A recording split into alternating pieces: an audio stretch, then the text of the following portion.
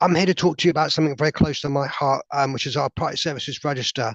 All we know about a lot of our customers, majority of our customers, is your name, your address, how we bill you, how you pay us, and that's about it. What we don't know is you've got vulnerability. For example, you may have disabilities, be that a mental health condition, physical mobility issues, that kind of thing, or even things like language, which can be a barrier.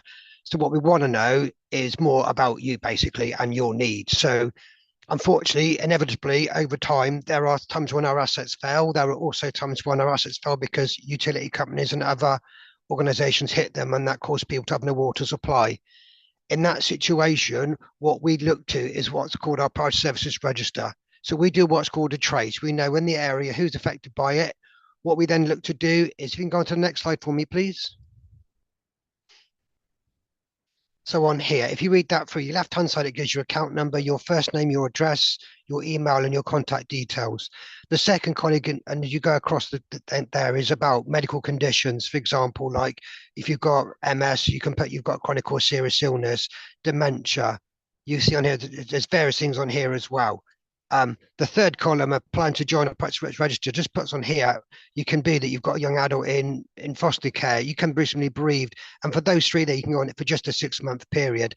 Other things on here you can go on, and it puts you on there initially for 2 years, and every 2 years we'll contact you, we'll let you know basically, and we'll write to you and say, do you need a bit more help, a bit less support, or how are things for you and how are things changed? So we check in with every single 2 years. The reason that dialysis is on there is because if you're a dialysis patient and you dialyse at home, if you let us know that you're a dialysis patient, if we've got plant work in your area, we'll give you the heads up that when we're going to do plant work in that area, so you can plan your dialysis around our works. I did mention on here about, if you go back a second, thank you. If English isn't your first language, this is another one that's on here as well.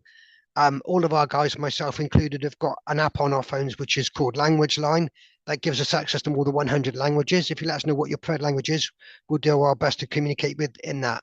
At the same time, we've also got as part of the app a British Sign Language app as well in there, so I can get on my phone live a sign language interpreter if you only do sign in, and we can have a conversation that way. That's much better than just with a pen and paper, which is how we used to do things many years ago. So we've certainly moved forward. Um, Now you can be on the priority services register because you're pensionable age. You can tick one, two, or all these boxes. As many of these boxes that refer to you, please get the person in question to tick as many boxes to apply.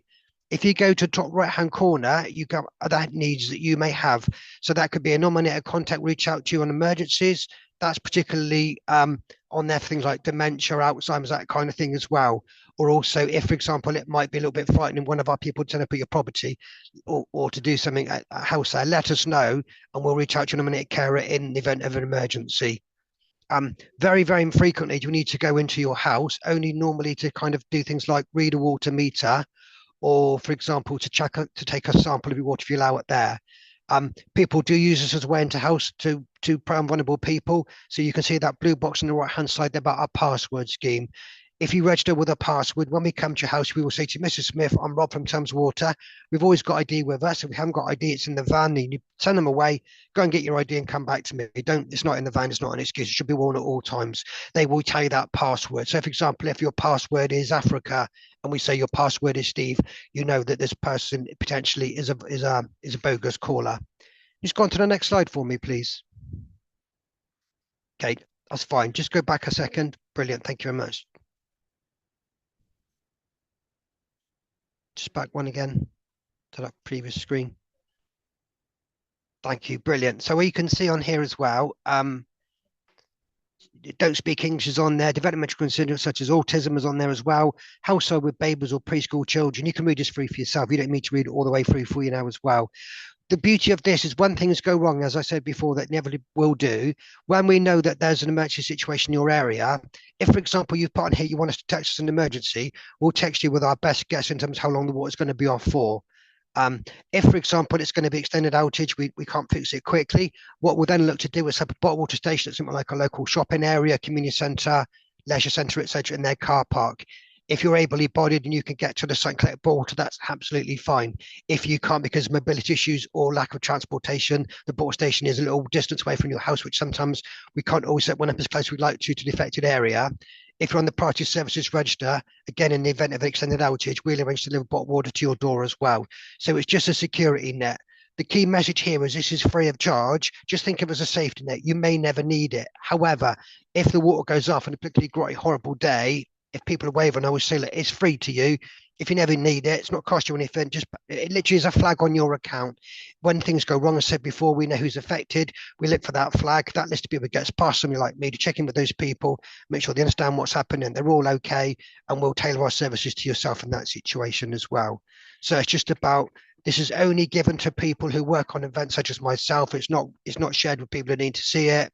It's all kept confidential. We're all trained in terms of how you treat this data, and it's not cause for concern, but it is completely free of charge. I pretty much think I've covered everything on here as well. Just have a look through that form. You go to the next slide for me, please. So you've got contact details on there for myself at the top, and also my colleague Beth. If you reach out to one or both of us, we can answer your queries. You can signpost people our way as well. If you've got someone who's a bit vulnerable, needs a bit more help and support, then by all means reach out and signpost to myself. You can register this over the telephone. You can do it online. Just Google Thames Water, the prices register links at the top there as well. And that's me with about 30 seconds to spare.